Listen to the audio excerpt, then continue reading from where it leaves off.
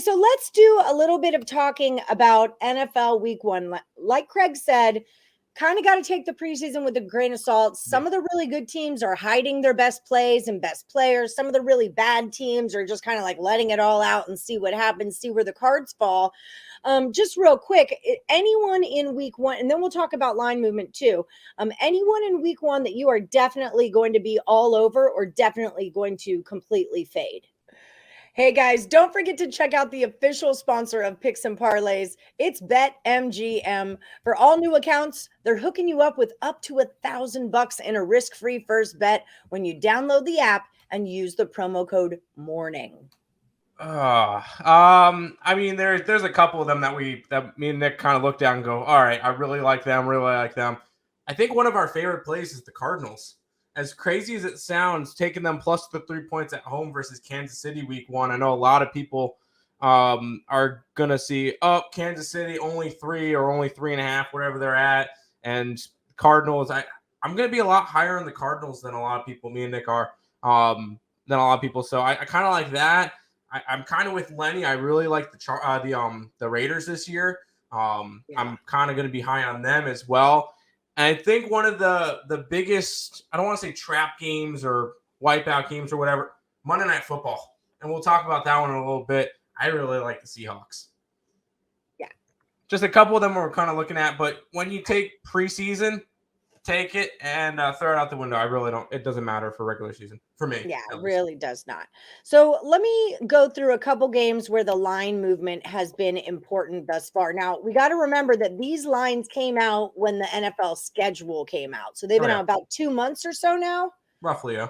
Would you say? Okay, so for anyone who doesn't know how the line movement is working, basically it's telling you where the money is going, right? So say we'll take the Saints. Well, give me a game where the line is moving, and then I'll tell them. Thursday night game. What is the Thursday night? Buffalo Bills and the Rams, because I know the Rams opened up as favorites. I have it at Rams +1, but that might have been a -1 because now, like we said, time has gone so far. Oh, yeah. So for this example, if you have a game like the Rams -1, and now you're looking at the line and it's a Rams +2.5, which is what I'm seeing now, tell the people, what does that tell you about what's happening with the money? It's telling me a lot of people love Buffalo. That, or the books really like the Rams and they want people to keep betting up Buffalo.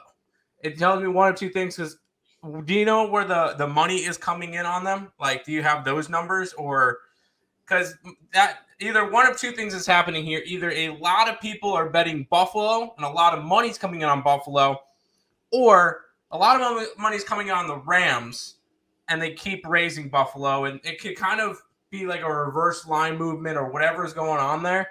But the way it looks like for me is that a lot of people are super, super high on the Bills this year, and they're just going after Buffalo. Does that make the Bills like a big fade for you this season? Like, I know everyone's very high on. It's not necessarily like they shouldn't be, because I mean, there's good reason for it. Yeah, there's good reason for it. But is it one of those things where that line's going to be all inflated all season long, and you've got to be careful about it? Yeah, I think Buffalo's going to be kind of a similar deal to a Los Angeles Lakers or a New York Yankees. Like some of the bigger teams, I think the line's going to get inflated just a tad too much. Now, will there be spots to bet Buffalo? Of course. But betting them every single week, I don't think it's going to work out too nicely for everybody, just because I feel like there's going to be some weeks where they should be 7-point favorites, and because they're the Buffalo Bills, they'll be like 10 or 11-point favorites, and it's just way too much and they don't cover. So Bills, I feel like, are going to be one of those teams that you're going to, like, there's the Yankee tax, the Laker tax, the Cowboy tax. You're going to get a little bit of a Buffalo Bills tax this year. Right. Okay, so just to answer your question about where the money is on that game, it's the Bills. It opened at +1, right? So Bills getting 1 point. Yeah. Like 77% of the cash is on the Bills. So that means as the money rolls in, it goes to Bills at a pick 'em. It goes to Bills now a -1. Now we're at a -2. 2.5 is what we're at now. 65% of the tickets and 77% of the cash is on the Bills. Then that line movement makes sense to me. Yeah. I personally probably lean a little bit towards the Bills in this one. I know during the preseason, Nick looked for teams that turned from slight dogs to slight favorites and went after that because I normally do that that too. meant, but that was in the preseason. I don't know if that's necessarily going to work out as well for us in the regular season. We'll see. But for me in this one, I would kind of lean towards Buffalo, but I know the strongest play that me and Nick are going to have is the under. Okay. I do that with baseball, though. I mean, like a little dog that goes into a little favorite, I'll typically jump on that little favorite now because some sharp money has moved that over. That's what that line is telling me is some money has moved that over. The Ravens, another great example, opened at a 4.5. Now they are at a 7 with 82% of the money and 86% of the tickets on them. So that a lot of big jumps happening here. And again, the lines came out a long time ago. So there's been a lot of time for them to move around. And I would be a little bit careful with that Baltimore line because Zach Wilson is still not considered in or out for week 1. So that's another thing to keep an eye out for is any injuries over the preseason and stuff. So that line probably jumps. Sure, a lot of money's on the Ravens. But if Zach Wilson is starting that game, I feel like there's definitely some value on the Jets. Yeah. Well, and a big reason, that line moved so much is because he is out. So, he's not confirmed out yet. Right. He's still questionable or doubtful or whatever he is at this point, but they have not officially ruled him out for week 1 yet. So that's going to be something we have to keep an eye on. So what happened with the Browns at the Panthers? The Panthers opened at a plus 4.5, and now they're a favorite at a -2. 60% of the money and 71% of the tickets. What's going on with the Browns? Watson. I guess they went from oh, we might be playing to oh, he's not playing to oh crap. Now Baker Mayfield left. He's no longer starting. Oh, he's on Carolina now. That one is a game that at this point it's grabbing Carolina or it's doing absolutely nothing with it because the Browns they are in this weird spot. Obviously, we got to keep in mind cuts and stuff are within the next couple of days. We'll see where certain players get moved and stuff like that.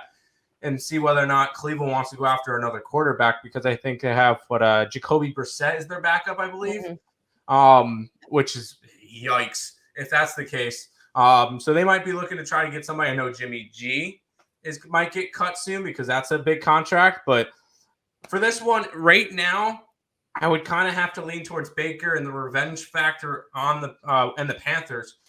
But you missed your line. I wanted to get them at plus money if I wanted to actually go after it. Now at -2.5, I don't know if there's any value on that one. There's always in play.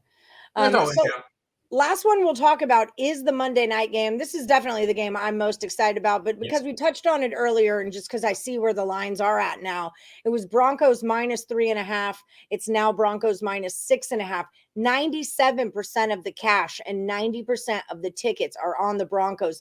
That line is moving the right way. I get it. Russ is back in Seattle. There's going to be a throwdown. Seahawks have, had their issues in quarterbacks, stuff like that. But that's a crap ton of money to be on one side.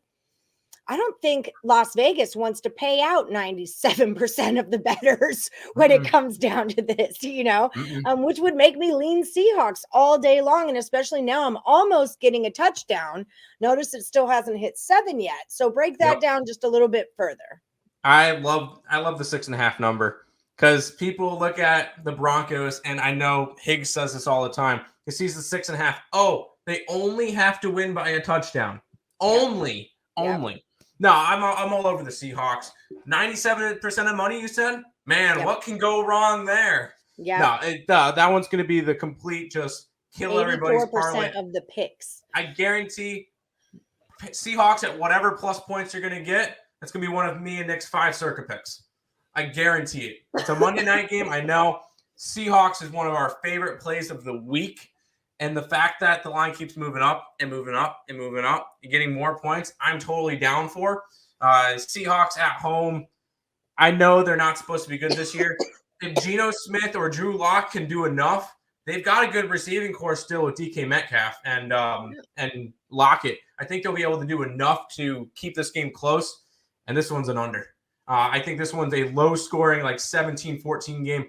And I wouldn't even mind going Seahawks money line in this game. Just because a lot of people will have Denver Broncos money line all over their Monday parlays. Yeah. And you said 97% of the money. Vegas knows what they're doing. There's Yep. a reason why they keep making it more appetizing. Yep. I'm all over the Seahawks. All right. I'm going to tail on that one. I'm with you here. I mean, I feel like the Seahawks know Russ a lot better than the Broncos know the Seahawks, and that's just it. You know who knows Russ the best in the NFL? Pete How about Carroll. the head coach of the Seattle Seahawks, Pete Carroll? Yeah, he's gonna know how to counter him. And I'm gonna be honest. And I he's think a Denver defensive finishes guy. last. That's really where his bread and butter is. Pete Carroll's a defensive guy. So let me write up a couple plays just for you, Russell. Just for you. And I like Russ. I don't want to talk smack. I lived in Washington, love the Seahawks, love Russ. Best of luck to you. But in this particular matchup, I'll give you a little fun. It's Seahawks. I think the Broncos finished last in the division. Oh, bold. Okay.